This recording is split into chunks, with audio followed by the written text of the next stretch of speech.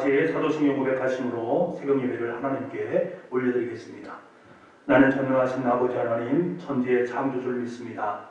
나는 그의 유일하신 아들 우리 주 예수 그리스도를 믿습니다.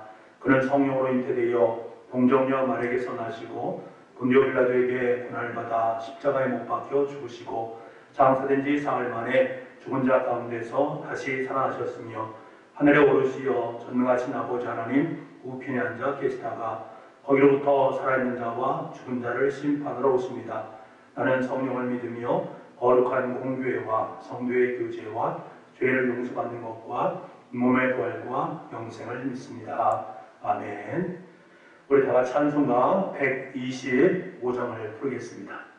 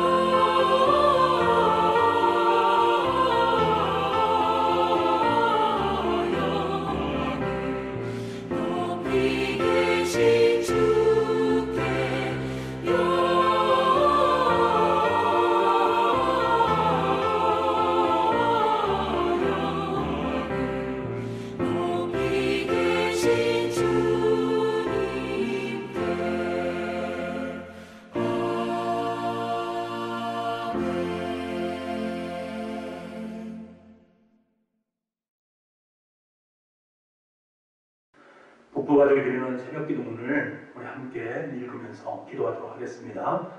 하늘에 계신 하나님 아버지, 이 고요한 새벽에 우리를 예배의 자리로 불러주시니 감사합니다. 지금 이 시간 예수 그리스도의 보혈을 의지하여 은혜의 보좌 앞으로 나아가오니 우리 기도를 받아 주옵소서. 오늘 이 시간에 하나님을 깊이 만나고 임재를 경험하는 은혜의 시간 되게 하여 주옵소서. 아멘.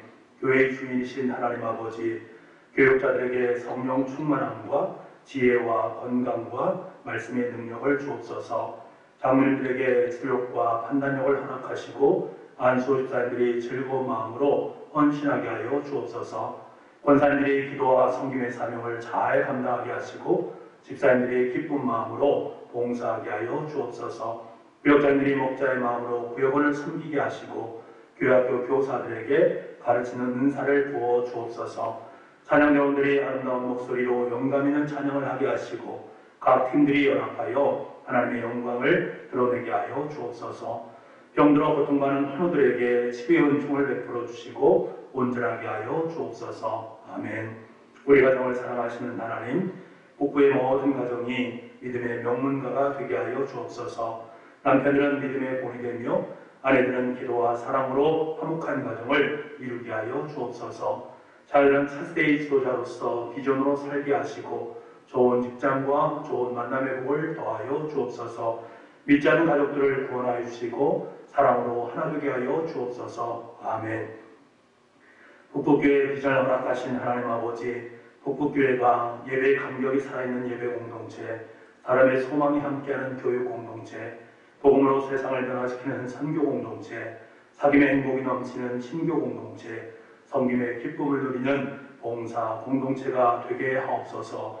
온 성도가 뜨겁게 기도하고 기쁨으로 전도하여 500명의 일꾼을 허락하여 주옵소서. 김기환, 김행란, 김홍명, 김병렬, 이익상 선교사님의 가정을 지켜주시고 선교지마다 복음의 열매가 가득하게 하여 주옵소서. 아멘. 우리 민족을 사랑하시는 하나님, 예수님의 마음을 품은 정치, 경제, 사회의 지도자들을 세워 주옵소서. 북한의 지하교회 성도를 지켜주시고 분단된 민족이 하나 되게 하여 주옵소서. 한국교회에 부흥을 주시고 하루속히 그리스도의 계절이 오게 하여 주옵소서. 예수 그리스도의 이름으로 기도드립니다. 아멘. 오늘 이 새벽 우리에게 허락하신 하나님 말씀은 마가복음 6장 30절에서 56절까지의 말씀입니다. 마가복음 6장 30절에서 56절까지 말씀, 저와 여러분이 한 절씩 교독하도록 하겠습니다. 30절입니다. 사도들이 예수께 모여 자기들이 행한 것과 가르친 것을 낱낱이 고하니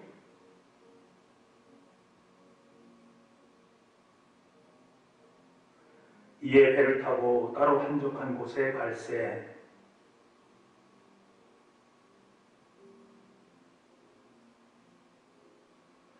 예수께서 나오사 큰 무리를 보시고 그 목자 없는 양 같음으로 인하여 불쌍히 여기사 이에 여러 가지로 가르치시더라. 무리를 보내어 두루 촌과 마을로 가서 무엇을 사 먹게 하옵소서.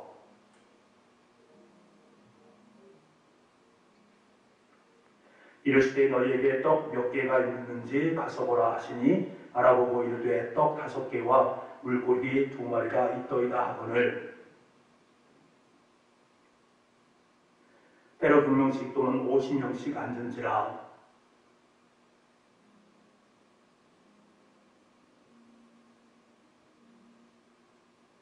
다 배불리 먹고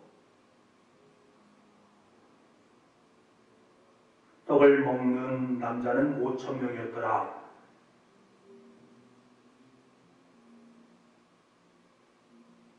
무리를 작별하신 후에 기도하러 산으로 가시니라.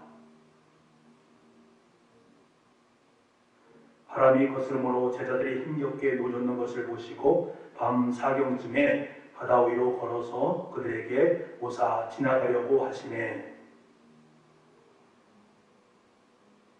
그들이 다 예수를 보고 놀랍니다. 이 예수께서 곧 그들에게 말씀하여 이르시되 안심하라, 내니 두려워하지 말라 하시고 이는 그들이 그 떡 떼시던 일을 깨닫지 못하고 도리어 그 마음이 둔하여졌음이더라.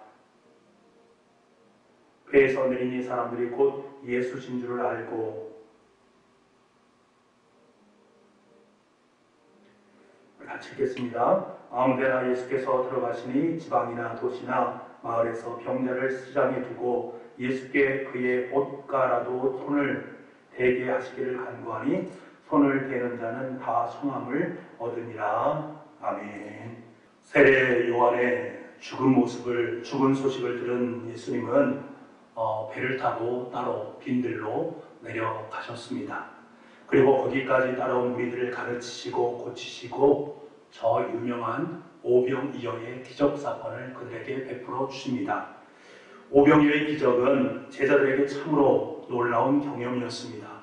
아무것도 없는 황량한 빈들에서 5,000명이나 먹는 그러한 무리들에게 작은 아이가 가지고 온 보리떡 5개와 물고기 2마리를 가지고 그들에게 풍성한 양식을 먹게 한 후에 12광주리가 넘쳐나는 그 은혜, 얼마나 큰 사건입니까? 제자는 그 기적의 현장 한복판에서 그것을 직접 나누면서 경험을 하게 됩니다. 얼마나 흥분하고 감동되는지인지 모르겠습니다. 그런데 그 기적에 영혼이 채 가시기도 전에 제자들에게는 큰 어려움이 닥치게 되는데 거스르는 바람으로 말미암아 고난을 겪게 됩니다. 제자들의 배를 타고 바다 건너편으로 간 것은 오병이어의 기적이 일어난 그날 초저녁쯤인 것 같습니다. 45절에서 47절에 보게 되면 예수님이 제자들을 바다 건너편 벳세다로 보내시고 홀로 기도하시기 위해서 홀로 기도하시다가 저물었다라고 말하는 것을 보면 그때쯤 되겠다라는 것을 알 수가 있는 것이지요. 제자들이 거스른 바람과 그로 인한 풍랑으로 말미암아 고난을 당한 것이 성경에 보니까 밤 4경쯤이다. 밤 4경이라는 것은 새벽을 의미하는데요. 3시에서 6시 사이를 의미하는 말입니다. 한마디로 죽을 고생을 한 것이지요. 얼마나 지치고 기진했을까. 불과 몇 시간 전에 오병이어의 기적을 경험한 제자들이 바로 돌아서서는 이러한 고난을 겪는다라는 것이 참 어려운 부분이면 틀림이 없는 것 같습니다. 그런데 여러분, 이것이 바로 우리의 삶의 현장, 신앙의 현장 속에서도 이것이 있음을 우리는 깨닫습니다. 방금 놀라운 은혜를 경험하고 기적을 목도하고 또 병 나음을 우리가 깨달았고 또 경험했음에 불구하고 그 삶이 지난 후에 그 놀라운 기적의 역사 후에 바로 내 삶 속에 고난이 닥쳐오는 모습을 만나게 됩니다. 푸른 풀밭 쉴만한 물가로 다니는데 곧 내 삶 속에 사망의 음침한 골짜기가 펼쳐지는 경험을 하게 되는 것들이지요. 낮에 있었던 오병이어의 기적의 감동은 한순간에 다 사라지게 되고 우리의 삶 속에 현실적인 어려움이 닥쳐오는 모습을 보게 됩니다. 혹시 예수님 믿고 말씀대로 살려고 노력을 했는데 그러한 삶이 내 삶 속에 있었는데 그럼에도 불구하고 풍랑처럼 내 삶 속에 덮쳐오는 삶의 문제로 말미암아 여러분 혹시 어려움을 경험해 보지 않으셨습니까? 예수 안 믿는다는 것이 아닙니다. 예수님의 말씀대로 살기 위해서 애를 쓰고 수고를 했음에도 불구하고 내 삶 속에 어려운 일이 닥쳐오는 것을 경험해 보신 적이 있으십니까? 그렇다면 왜 예수님께서는 우리가 예수를 믿는데 우리에게 고난을 닥쳐오게 하신 것일까? 하나님의 말씀대로 살려고 몸부림치는데도 왜 우리의 삶 속에 고통이라는 문제가 해결되지 않는 것인가? 그러니 대부분의 사람들은 예수 그리스도를 믿게 되면 만사 형통이라고 말을 합니다. 모든 것이 형통하게 되어진다, 통하게 되어진다라고 말을 하는 것들이지요. 고생도 없고 축복의 삶을 살게 되는 것을 우리가 소망을 합니다. 하지만 여러분 정말 그렇습니까? 그렇지 않은 것을 우리는 잘 알고 있지 않습니까? 삶의 자리 속에 오해도 있고 또 고난을 당할 수도 있는 것 같습니다. 찬송가 384장을 보게 되면 이것을 성경에 이렇게 말씀하십니다. 나의 갈 길 다 가도록 예수 인도하시니 내 주 안에 있는 긍휼 어찌 의심하리요. 믿음으로 사는 자는 하늘 위로를 받겠네. 무슨 일을 만나든지 만사 형통하리라. 무슨 일을 만나든지 만사 형통하리라. 성경은 말씀합니다. 무슨 일을 만나든지 우리의 인생 속에 만사가 형통한다 라는 찬송을 부릅니다. 근데 여러분 성경 속에서 말하고 있는 이 만사 형통, 세상이 말하는 형통과는 좀 차이가 있는 것 같습니다. 세상이 말하는 성공과 성경이 말하는 성공이 같을 리가 없지 않겠습니까? 세상에 말하는 만사 형통은 모든 것이 내 뜻대로 막힘없이 다 이루어진 것을 의미합니다. 내 의지대로, 내 소망대로 다 이루어지는 것이 세상의 만사형통입니다. 하지만 성경이 말하는 만사형통은 모든 것이 막힘없이 통하는 그 주체가 다른 것입니다. 무엇과 내가 통하는 것입니까? 하나님과 내 사이가 통하는 것입니다. 내 마음과 내 소원이 이루어지는 것이 아니라 내 마음속에 이루어지는 생각과 소원들이 하나님의 소원과 하나님께서 주시는 마음과 일치되는 것을 형통이다라고 말을 하는 것입니다. 여호와께서 요셉과 함께 하심으로 그가 형통한 자가 되었다라고 성경은 말씀합니다. 여호와께서 요셉과 함께 하심이라 여호와께서 그를 범사에 형통케 하셨다. 이 말이 무슨 말입니까? 요셉의 마음속에 품었던 생각, 그 방법, 그 모든 것을 이루어진 것이 하나님의 뜻과 일치가 되었다라는 것을 의미하는 것입니다. 그가 잘되고 그가 모든 것을 다 누리는 것이 형통의 모습이 아니라 하나님의 뜻이 그를 통해서 이루어지는 것, 하나님과 뜻이 통하는 것, 그것이 바로 형통인 것입니다. 사경 새벽 3시부터 6시 사이에서 가장 어둠의 그 시간에 이제 완전히 지쳐있는 제자들, 힘든 풍랑을 헤치고서 나아가고 있는 그들의 모습, 어두움 속에 있는 그들의 모습, 하나님께서 그들에게 보이지 않는 모습을 보게 됩니다. 주님 지금 어디 계시지? 우리가 이렇게 풍랑 가운데 있는데 주님께서는 과연 어디에 계신 거야? 라고 말을 합니다. 왜 그들이 두려워하겠습니까? 예수님과 통하지 않기 때문에. 예수님 지금 내 곁에서 나와 함께 통해야 되는데 통하지 않기 때문에 두려운 것입니다. 그럼 여러분, 예수님은 과연 어디에 계셨습니까? 47절 말씀해 보니까 제자들이 바다 한구에 되어서 힘겹게 노를 젓는 그동안에 예수님께서는 산 위에 있었고 산 위에서 기도하고 계셨습니다. 풍랑 만난 제자들이 힘겹게 노를 젓고 있는데 주님은 아무 데서나 주무시지 아니하고 산 꼭대기에서 제자들이 그 노젓는 모습들을 바라보시면서 그들을 위해서 기도하고 있는 주님의 모습을 보게 됩니다. 눈앞에 보이지 않아도 나는 나와 항상 함께하고 있다. 너희는 두려워하지 말라, 놀라지 말라 라고 그들에게 말씀해 주시고 믿음을 허락하시는 그 하나님의 은총이 그 가운데 있다는 것입니다. 우리는 보이지 않기 때문에 내가 지금 예수님과 통하지 않는 것처럼 보이지만 예수님 우리의 그 모든 것을 산 위에서 바라보시고 우리를 위해서 기도하고 계시다는 사실, 우리가 이것을 발견하는 것이 너무나 중요한 것입니다. 어떤 상황 속에서도 주님께서 나와 함께하고 계시다라는 사실, 주님과 내가 끈이 연결되어져 있다는 사실, 이것이 바로 형통의 모습입니다. 아무것도 없는 빈들에 주님께서 계시기 때문에 오병이어가 가능한 것이지 않겠습니까? 바다 물결로 고난당하는 그 현장에도 주님께서 계심으로 말미암아 해답이 될 수가 있는 것입니다. 그래서 성경을 보십시오. 49절에서 50절 말씀에 그 주님께서 어떻게 하시는가 우리 함께 읽어보겠습니다. 제자들이 그가 바다 위로 걸어오심을 보고 유령인가 하여 소리 지르니 그들이 다 예수를 보고 놀랍니다. 이 예수께서 곧 그들에게 말씀하여 이르시되 안심하라, 내니 두려워하지 말라. 주님은 주님의 말씀에 순종해서 바다 건너편으로 가다가 고난을 당하고 있는 제자들을 그대로 내버려 두지 않으십니다.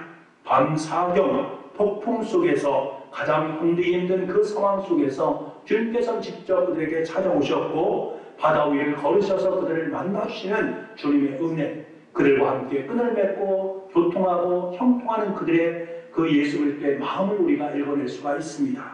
사랑하는 성도 여러분, 우리가 주님의 말씀을 따라가다가 고난을 당할 때에 왜 염려하지 말아야 됩니까?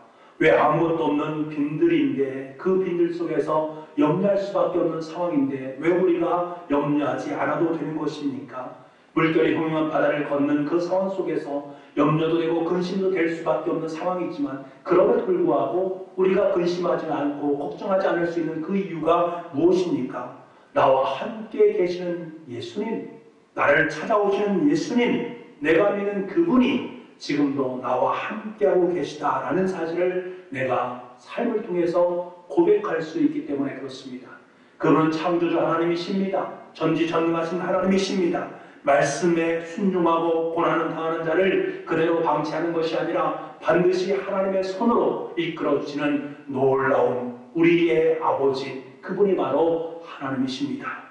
여러분, 믿음으로 살아가려고 하는데도 어려움과 고난이 있습니까? 눈물의 아픔이 있습니까? 삶의 슬픔이 있습니까? 좌절이 있고 절망이 있습니까? 밤사경에 물들을 걸어서 제자들에게 오시듯이 우리의 그 고난 속으로 들어오시는 주님, 우리에게 손을 내밀어 주시는 그 주님, 그 주님의 손은 결코 짧지 않은 능력의 손입니다. 그 주님께서는 우리에게 손을 내미셔서 우리의 손을 붙잡아 주시고 우리와 함께 그 바다 위를 걸어갈 수 있도록 만들어 주십니다. 내 이성으로는 아무리 생각해도 이 고난을 이겨낼 수 없습니다. 내 경험으로는 아무리 노력하고 애쓰고 수고한다 할지라도 이 풍랑을 헤쳐나갈 수 없습니다.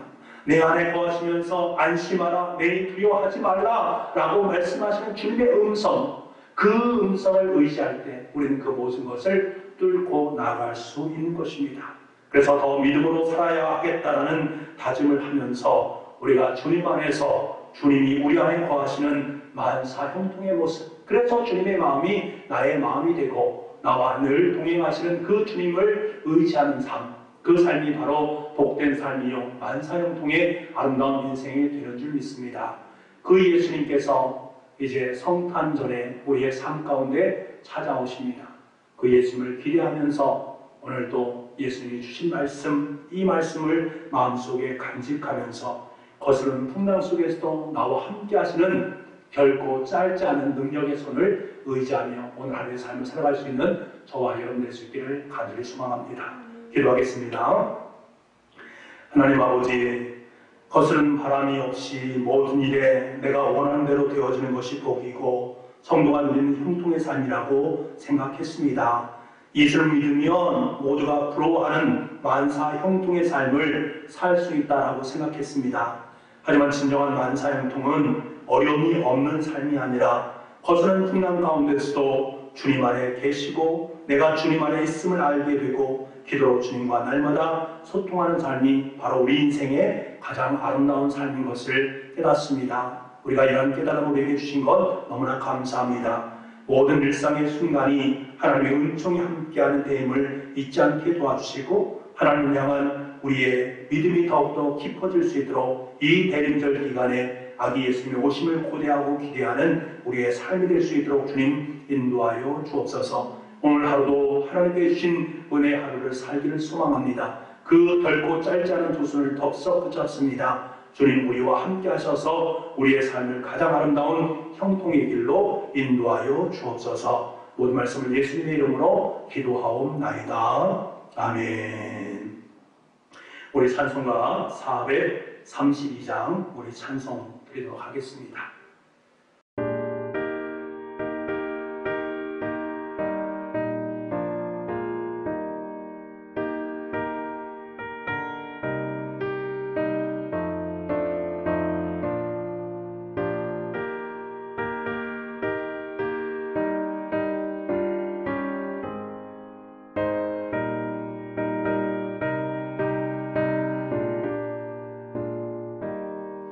그 물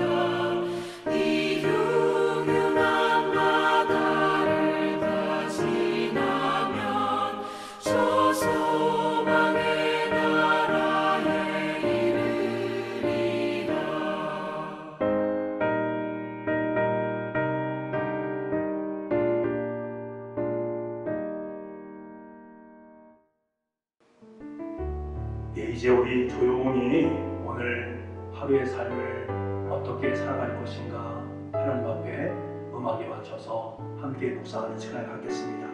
하나님, 거스르는 풍랑 가운데서도 주님께서 나와 함께하고 계시고 나를 인도하고 계시다. 이것이 만사의 보통의 삶이다. 오늘도 그러한 삶을 살 수 있게 도와주옵소서. 코로나19의 위기 속에서 우리의 그러한 삶을 살아서 하나님께 더 큰 영광으로 나아갈 수 있는 오늘 하루가 되도록 주님 도와주옵소서. 그러한 마음을 품고 우리 함께 기도드리겠습니다.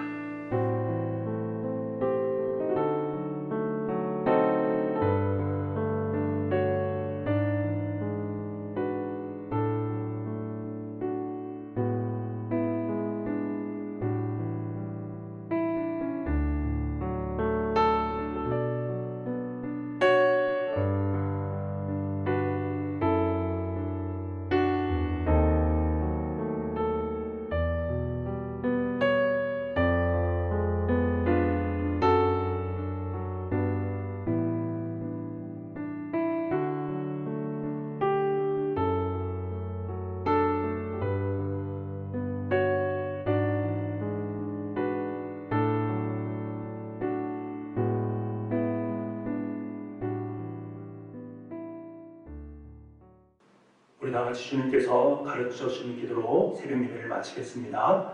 하늘에 계신 우리 아버지, 아버지 이름을 거룩하게 하시며 아버지의 나라가 오게 하시며 아버지의 뜻이 하늘에서와 같이 땅에서도 이루어지게 하소서.